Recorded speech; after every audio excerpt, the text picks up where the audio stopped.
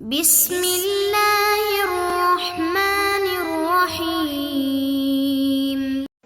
نحمده ونصلی ونسلم علی رسولہ الکریم اما بعد۔ معزز طلبہ، سبق نمبر 204 اور اس سبق میں انشاءاللہ کتاب الایمان مکمل ہو جائے گی، اور مسائل متفرقہ جو ہر مصنف کی عادت ہوتی ہے کہ وہ کسی بھی کتاب کے اختتام پر وہ ضرور ذکر کرتے ہیں، تو کتاب الایمان کے اختتام پر کچھ مسائل متفرقہ ہیں۔ وہی 10 اصول جو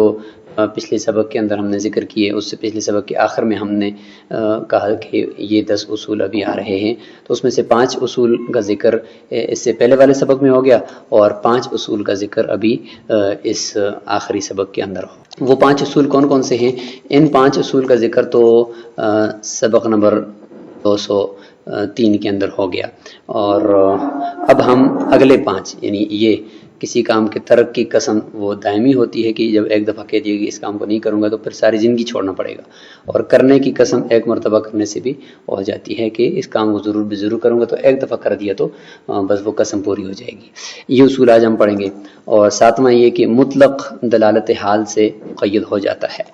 اور نمبر 8 عقد تبرع، وہ متبرع یعنی تبرع کرنے والے سے ہی، یعنی مثلا ہیبہ وغیرہ کرنے والا ہے اسی سے ہی وہ تام ہو جاتا ہے جب اس نے ہیبہ کر دیا، اگلے کے قبول کرنے کے اوپر اس کا یعنی وہ شرط نہیں ہے، اگرچہ ہیبہ کے اندر قبضہ شرط ہے۔ یہ دوسری حیثیت سے، ہم اس حیثیت سے بات کر رہے ہیں کہ اگر قسم اٹھاتا ہے کہ میں مثلا فلاں کو یہ چیز ہیبہ کروں گا، تو اگر وہ اس نے ہیبہ کر دی تو اگلے بندے نے قبول نہیں کی تو یہ قسم سے بہرحال بری ہو جائے گا، یہ مطلب ہے اس کا۔ اور عقد معاوضہ اس طرح نہیں ہوتا، اس میں جانبین سے ایجاب اور قبول ضروری ہوتا ہے، تبھی جا کر وہ قسم سے بری ہوگا۔ اور 9ویں نمبر پر جو اصول ہے وہ یہ ہے کہ تنے والے پھول، یعنی جن کی کوئی ساق اور تنا ہو تو وہ الگ ہوتے ہیں، ان کے اطلاق ہم دوسرے پر نہیں کریں گے۔ اگر کسی نے قسم اٹھائی ہے ایسا پھول سونگنے کی کہ ایسے پھول کو نہیں سونگوں گا کہ جو مطلب تنے والا ہو، تو لہذا غیر تنے والے کو سونگنے سے وہ ہنس نہیں ہوگا۔ جس طریقے سے پھولوں میں گلاب کا پورا ایک درخت ہوتا ہے اور اس کا نیچے تنا ہوتا ہے، اور بعض ایسے ہوتے ہیں کہ جن کا تنا نہیں ہوتا، صرف پھول ہی اگتا ہے اور اس کا تنا اور ساق کچھ بھی نہیں ہوتا، تو اس لیے ایک کا اطلاق دوسرے پر نہیں ہوگا۔ آخری اصول یہ ہوگا کہ قسموں کا مدار جو ہے وہ عرف پر ہوتا ہے، لہذا عرف کے مطابق ہی فیصلہ کیا جاتا ہے۔ تو یہ جو آخری 5 اصول ہیں وہ اس سبق کے اندر آ رہے ہیں۔ وَإِذَا حَلَفَ لَا يَفْعَلُ كَذَا تَرَكَهُ أَبَدًا، کسی نے قسم اٹھائی ہے کہ وہ فلاں کام نہیں کرے گا تو فرماتے ہیں ہمیشہ ہمیشہ کے لیے اب اس کام کو وہ چھوڑ دے گا۔ لأنه نفى الفعل مطلقا فعم الامتناع ضرورة عموم النفي، وإن حلف ليفعلن كذا ففعله مرة واحدة بر في يمينه، لأن الملتزم فعل واحد غير عين، إذ المقام مقام الإثبات، يبر بأي فعل فعله، وإنما يحنث لوقوع اليأس عنه، وذلك بموته أو بفوت محل الفعل۔ اب اگر کسی کام کے نہ کرنے کی قسم کھائیے تو ہمیشہ ہمیشہ کے لیے ترک کرنا ہوگا، اس لیے کہ اس نے فعل کی مطلقاً نفی کر دی ہے، نہیں کرے گا، اس کو کوئی وقت تو بتایا نہیں ہے، لہٰذا یہ نکرہ جو ہے وہ نفی کے اندر آ گیا تو عموم ہو گیا اس کے اندر، لہٰذا یہ امتناع اور اس کام سے رکنا یہ نفی کے عموم کی ضرورت کے تحت عام ہو جائے گا۔ اور اصول بھی یہ ہے کہ نفی جو ہے وہ نکرہ نفی کی جگہ پر ہو تو وہ عام ہوتا ہے، اور اگر قسم اٹھائیے کہ وہ ضرور بضرور اس کام کو کرے گا، کرنے کی قسم اس بات ہے، اور پھر ایک مرتبہ کر دی تو قسم وہ بری ہو گیا ہے، اس لیے کہ جو چیز لازم کی گئی ہے اپنے اوپر وہ ایک مرتبہ ایک فعل ہے، اور وہ ہے بھی غیر متعین نکرہ ہے نا، تو کیونکہ مقام جو ہے وہ یہاں پہ مقام اس بات کا ہے تو لہٰذا ایک ہی مرتبہ اس فعل میں بس اس کو کر دے تو وہ بری ہو جائے گا۔ اور حانس کب ہوگا؟ ارے ساری زندگی میں ایک ہی مرتبہ کرنا ہے تو ساری زندگی حانس نہیں ہوگا۔ کب حانس ہوگا؟ جب اس کام کو کرنے سے نا امیدی واقع ہو جائے، پھر حانس ہو جائے گا، اور وہ ہوتا ہے موت کے وقت، موت سے تھوڑی دیر پہلے حانس ہو جائے گا۔ یہی ہے کہ فعل کا محل فوت ہو جائے، اب وہ کام آگے ہو ہی نہیں سکتا، تو محل فوت ہو گیا، تو اس وجہ سے بھی یہ حانس ہو جائے گا، اور ان دونوں میں سے کوئی ایک پایا جانا شرط ہے حانس ہونے کے لیے۔ وَإِذَا اسْتَحْلَفَ الْوَالِي رَجُلًا ليعلمنه بكل داعر دخل البلد فهذا على حال ولايته خاصة لأن المقصود منه دفع شره أو شر غيره بزجره فلا يفيد فائدته بعد زوال سلطنته والزوال بالموت وكذا بالعزل في ظاهر الرواية.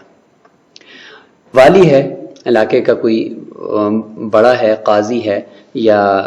SHO ہے، اس نے کسی آدمی کو قسم دی اور اس کو کہا کہ تمہیں میں قسم دیتا ہوں کہ تم ضرور ضرور مجھے خبر دو گے ہر اس خبیث اور شریر شخص کے بارے میں جو اس شہر کے اندر داخل ہوگا. آپ چونکہ ادھر کریم میں رہتے ہو تو لہٰذا آپ نے مجھے اس کی خبر اور اطلاع دینی ہے، اور نہیں دو گے تو آپ ہانس ہو جاؤ گے. تو یہ کب تک یہ قسم ہوگی؟ فرماتے ہیں کہ یہ اس والی اور اس قاضی کی ولایت اور ملازمت کے حالت ہی خاص ہے، صرف اسی وقت تک جب تک کہ وہ SHO ہے یا وہاں کا قاضی یا والی ہے. جب تک اس کی ولایت ہے تو یہ قسم ہے، اور اگر یہ نہیں بتائے گئے تو یہ ہانس ہو جائے گا. جب اس کی ولایت ختم ہوگی تو پھر بے شک جتنے بھی چور اس میں آ جائیں، اور اگر یہ نہیں بتائے گا تو ہانس نہیں ہوگا. لأن المقصود منه دفع شرعی، کیونکہ مقصود اس قسم دینے سے اس چور کی جو باہر سے آنے والا ہے اس کے شر کو دور کرنا ہے، یا اس کے علاوہ کسی اور کے شر کو دور کرنا ہے بزجری ہی، اس کو زجر کر کے. یعنی جب ایک چور کو سزا ملے گی تو دوسروں کو بھی تنبیہ ہو جائے گی. لہذا یہ والا جو زجر ہے یہ فلا یفید فائدتہ بعد زوال سلطنتہ، یہ زجر کا فائدہ یہ والی قسم نہیں دے گی والی کی سلطنت کے زائل ہونے کے بعد. جب وہ زائل ہو گیا ہے، وہ یا وہاں سے معزول ہو گیا ہے، تو اب اس کے بعد اب یہ مقصود تو رہا نہیں. ذرا چوروں کو زجر کرنا مقصود اس کا نہیں رہا، کیونکہ وہاں خود نہیں ہے، تو اس لیے اب اگر وہ نہیں بھی بتاتا تو ہانس نہیں ہوگا. اور زوال کب ہوگا، یعنی اس کی سلطنت کب زائل ہوگی؟ تو فرماتے ہیں کہ ایک تو اس کے مر جانے سے والی کے، یا یہ کہ اس کو معزول کر دینے کی، یعنی بادشاہ نے اس کو معزول کر دیا کہ آپ آج کے بعد یہاں کے قاضی یا جو والی نہیں ہو. ظاہر روایت کے مطابق یہ ان دونوں سے وہ معزول ہو سکتا ہے. ومن حلف ان یہب عبدہ، دو اصول آپ سمجھ لیں کہ ہو گئے. کسی کام کو ترک کرنے کی قسم ہمیشہ کے لیے ترک کرنا ہے، اور کرنے کی قسم وہ ایک ہی مرتبہ کرنے سے بری ہو جائے گا. اور دوسرا اصول ہم نے یہ پڑھ لیا، کل ملا کر یہ 7واں ہے کہ دلالت حال کی وجہ سے جو مطلق ہوتا ہے وہ مقید ہو جاتا ہے. تو یہاں پر جو مطلق اس کو قسم دی ہے تو یہ دلالت حال کی وجہ سے مقید ہو جائے گا صرف ملازمت کی حد تک. اور اب ہم 8واں اصول اور کل ملا کر اور یہاں مسائل متفرقہ کا تیسرا اصول پڑھنے لگے ہیں کہ جو تبرع ہے، عقد تبرع، وہ متبرع سے ہی تام ہو جاتا ہے. فرماتے ہیں کسی نے قسم اٹھائی ہے کہ وہ اپنے غلام کو فلاں شخص کو ہبہ کرے گا. اپنا غلام فلاں شخص، یعنی زید نے قسم اٹھائی کہ میں اپنا غلام خالد کو ہبہ کروں گا، گفٹ کروں گا. پھر اس نے اس کو گفٹ کیا، لیکن خالد نے اس کو آگے قبول نہیں کیا. تو یہ گفٹ کرنے والا جو زید ہے یہ اپنی قسم میں بری ہو جائے گا، سوائے امام ظفر رحمہ اللہ کہ وہ فرماتے ہیں کہ بری نہیں ہوگا. وَإِنَّهُ يَعْتَبِرُهُ بِالْبَيْعِ، بے کے اوپر اس کو قیاس کرتے ہیں کہ کیونکہ وہ فرماتے ہیں لأنه تملیک مثلہ، فرماتے ہیں کہ یہ ہبہ بھی تملیک ہے، دوسرے کو مالک بنانا ہے، جس طریقے سے بے کے اندر ہوتا ہے. تو بے کے اندر جب تک کہ اگلا قبول نہ کرے اس وقت تک بے ہوتی نہیں ہے، تو لہذا ہبہ بھی نہیں ہوا، لہذا یہ قسم میں بری نہیں ہوگا. احناف فرماتے ہیں کہ انه قد تبرع، زید نے تو تبرع کیا ہے، احسان کیا ہے. فیتم بالمتبرع، اور جو عقد تبرع ہوتا ہے وہ متبرع سے ہی تام ہو جاتا ہے. ولہذا یقال وہب ولم یقبل، اسی وجہ سے کہا جاتا ہے نا کہ فلاں آدمی نے ہبہ کیا، تو مطلب ہے کہ ہبہ کا عقد پایا گیا، اس لیے کہا گیا کہ وہبہ ولم یقبل، اور اگلے نے قبول نہیں کیا. وَلِأَنَّ الْمَقْصُودَ اظہار السماحہ، اور دوسری بات یہ کہ یہاں پہ اصل مقصود زید کا اپنی سخاوت کو ظاہر کرنا ہے اور اپنی کریمی کو ظاہر کرنا ہے. وَذَلِكَ يَتِمُّ بِهِ، اور وہ اس کی طرف سے ہبہ کر دینے سے تام ہو گیا. اما البیع فمعاوضہ، جہاں تک بے کی بات ہے وہ تو معاوضہ ہے، باہمی اس میں چیزیں کوئی دی جاتی ہیں، کچھ لی جاتی ہیں. تو فاقتضى الفعل من الجانبین، تو وہ جو معاوضہ ہے وہ جانبین سے فعل کا تقاضا کرتا ہے، کچھ فعل بائع کر رہا ہوتا ہے، کچھ مشتری کر رہا ہوتا ہے. ومن حلف لا يشم ریحانا فشم وردا، 9واں اصول آ گیا کہ ایسے پھول، یعنی ایک پھول کا دوسرے پھول کے اوپر اطلاق نہیں ہوگا. فرماتے ہیں کہ کسی نے یہ کہا کہ میں ریحان کا جو خوشبو ہے اس کو نہیں سونگوں گا، اس کو میں ناک کے قریب کر کے اس کی خوشبو نہیں لوں گا. پھر اس نے گلاب کے پھول کو سونگ لیا یا یاسمین یعنی چنبیلی کے پھول کو سونگ لیا، ہانس نہیں ہوگا. لأنه اسم لما لا ساق له، فرماتے ہیں کہ ریحان اس پھول کا نام ہے جس کی پنڈلی نہ ہو، اور گلاب اور چنبیلی کے جو پھول ہے ان کے نیچے یعنی ان کا تنا ہوتا ہے، ان کا تنا ہوتا ہے، ایک اطلاق دوسرے پر نہیں ہوگا۔ اور آخری ولو حلف لا یشتری بنفسجا ولا نیۃ له فهو علی دهنه، فرماتے ہیں کہ اگر کسی نے یہ قسم کھائی کہ وہ بنفسج نہیں خریدے گا، یہ عرف پر سارے مدار ہوگا نا، تو یہ آخری اصول ہے کہ بنفسج یعنی بنفشہ نہیں خریدے گا، یہ بھی ایک پھول ہے، ایک پھول کی قسم ہے، اور اس کی کوئی نیت نہیں تھی کہ اس کے پھول نہیں خریدوں گا یا اس سے نکلنے والا تیل نہیں خریدوں گا، تو فرماتے ہیں فهو علی دهنه، تو عرف میں اس کا اطلاق دہن اس کے تیل پر ہوتا ہے، بنفشہ کے تیل پر ہوتا ہے، اعتبارا للعرف، عرف کے اوپر اعتبار کرتے ہوئے، ولہذا یسمى بائعہ بائع البنفسج، اسی وجہ سے بنفسج کو بیچنے والے کو کیا کہا جاتا ہے؟ بائع البنفسج، یعنی بنفسج کے تیل کو بیچنے والے کو بائع البنفسج کہا جاتا ہے، یہ نہیں کہ بائع الزیت کہا جاتا ہے، ایسا نہیں کہا جاتا کہ اس کو بنفسج کہا جاتا ہے، تو لہذا عرف میں اس کا اطلاق تیل پر ہوتا ہے۔ وشراء یبتنی علیہ، اور خریدنا بھی بے کے اوپر مبنی ہوتا ہے، جب بیچنے والے کو بنفسج کا بیچنے والا بائع اور بنفسج کہا جاتا ہے تو خریدنے والے کو بھی ہم اسی کے اوپر مبنی کریں گے کہ یہ بھی